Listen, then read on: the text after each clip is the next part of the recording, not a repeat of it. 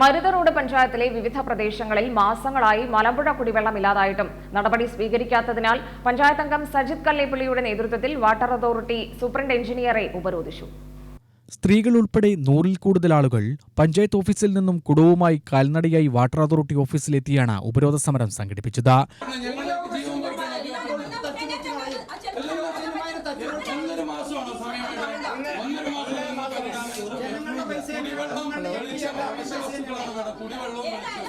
Water അതോറിറ്റിയിലെ ചെറിയ പ്രശ്നം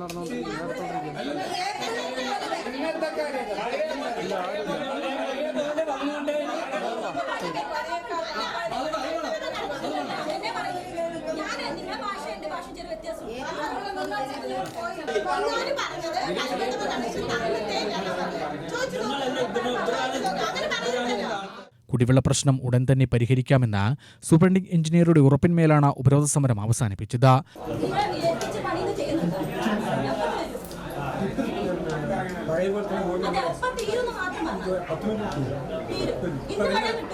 ഇന്നല്ല എന്നും കിട്ടണം.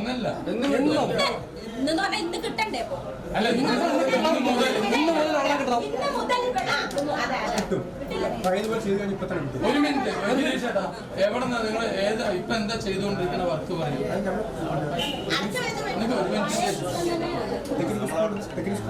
ആദ്യം പറഞ്ഞത് എവിടെ പഴയതുപോലെ ചെയ്യാൻ പറഞ്ഞു. എല്ലാം തഴവ് അതുപോലെ എല്ലാം ആക്കി വെച്ചിട്ട് ഇപ്പോൾ ഞാൻ പോയി കട്ട് ചെയ്ത് കഴിഞ്ഞാൽ പഴയതുപോലെ